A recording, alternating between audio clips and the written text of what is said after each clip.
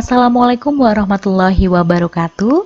Selamat datang di pembelajaran kelas 5, tema 1, organ gerak hewan dan manusia. Subtema 2, manusia dan lingkungan. Bersama Mrs. Puspa. Nah, anak-anakku dimanapun kalian berada, kalian pasti tahu kan salah satu ciri-ciri makhluk hidup adalah bergerak.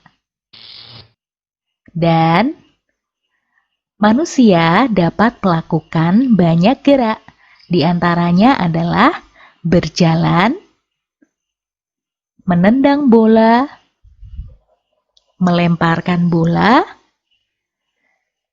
bersepeda, dan gerakan yang lain.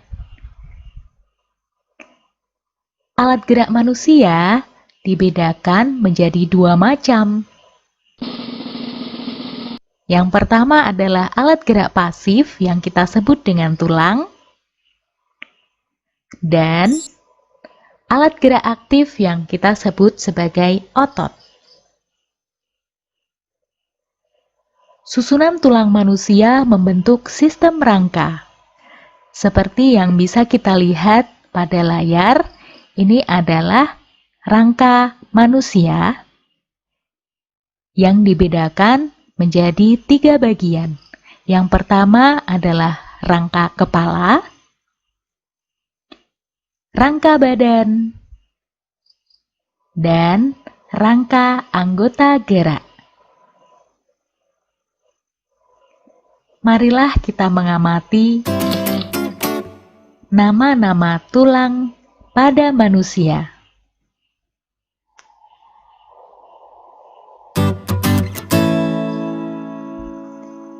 Nah, anak-anakku, ini adalah bagian anggota gerak manusia. Ada 2 macam.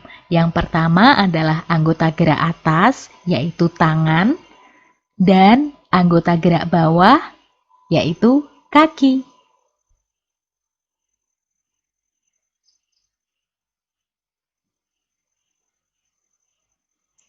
Dan marilah kita melihat bersama-sama baca fungsi tulang pada tabel berikut ini.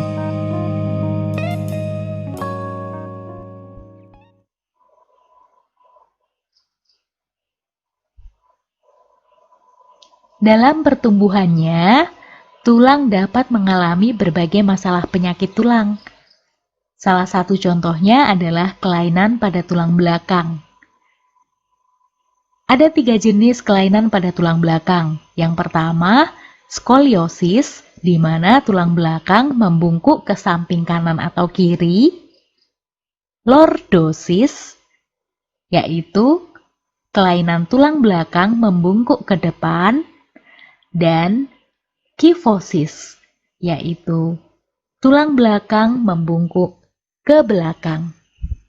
Seperti yang bisa kalian lihat pada gambar.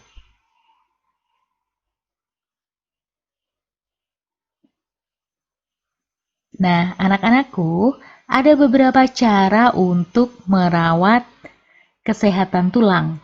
Yang pertama, dengan olahraga secara teratur, makan makanan yang bergizi, dan berjemur di pagi hari.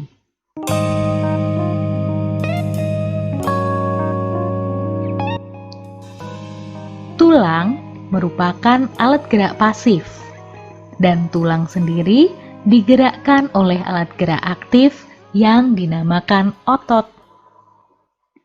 Otot dibedakan menjadi 3, otot polos, otot lurik, dan otot jantung.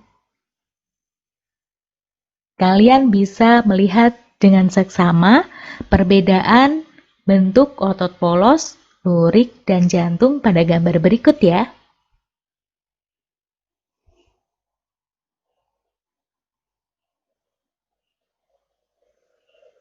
Nah, sekarang mari secara seksama kita mengamati tabel perbedaan otot polos, otot lurik, dan otot jantung berdasarkan bentuk, jumlah inti sel, gerak dan ketahanan, serta cara kerjanya.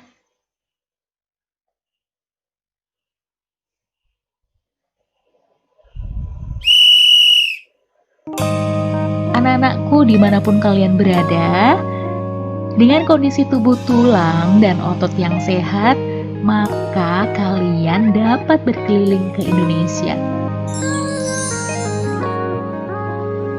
Nah, seperti yang sudah kalian lihat di peta Indonesia berikut, bahwa ada 5 pulau besar di Indonesia. Pulau Sumatera, Kalimantan, Jawa, Sulawesi, dan Papua. Kamu tinggal di daerah mana?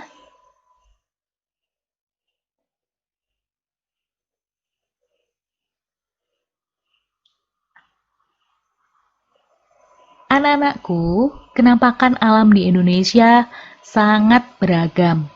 Kenampakan alam itu sendiri dibedakan menjadi dua. Kenampakan alam alami, yaitu kenampakan alam yang terjadi secara alami, dan kenampakan alam buatan. Nah, yang pertama adalah kenampakan alam alami. Apa saja contohnya? Yang pertama adalah sungai, lautan, dan pegunungan. Lalu, apa itu kenampakan alam buatan? Kenampakan alam buatan adalah kenampakan alam yang sengaja dibuat oleh manusia karena memiliki tujuan tertentu. Contohnya adalah waduk atau bendungan, danau buatan, dan sawah.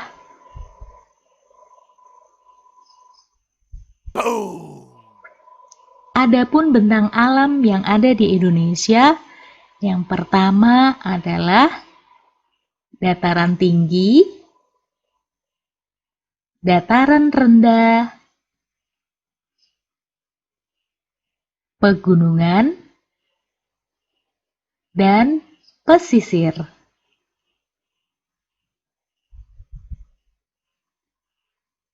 Nah, bentang alam yang bervariasi ini tidak lepas dari iklim di Indonesia.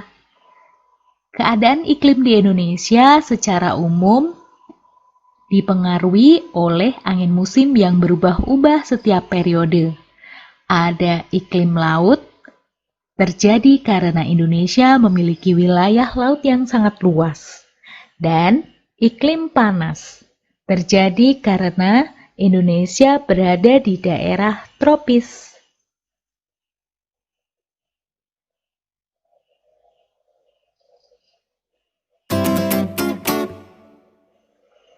Bentang alam yang ada di Indonesia juga mempengaruhi keragaman flora dan fauna. Nah, mari kita lihat peta persebaran fauna yang ada di Indonesia yang tersebar di 5 pulau besar di Indonesia.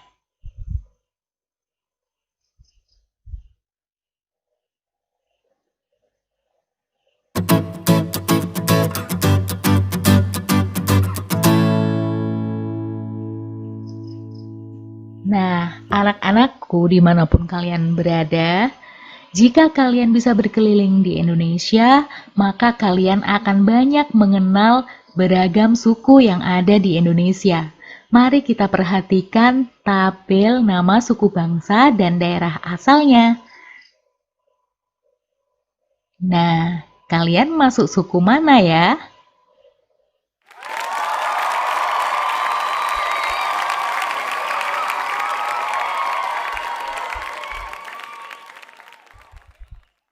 Selain adanya keberagaman suku, di Indonesia juga terdapat keberagaman agama, di mana ada 6 agama yang diakui di Indonesia, yaitu agama Islam, Kristen, Katolik, Hindu, Buddha, dan Konghucu.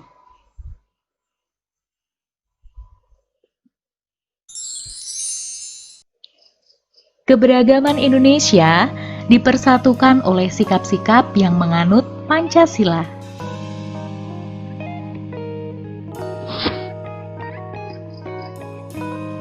Nah, anak-anakku dimanapun kalian berada, marilah kita semua saling menghargai keanekaragaman yang ada di Indonesia dengan hidup berdampingan, saling tolong-menolong, menghargai, dan saling menghormati.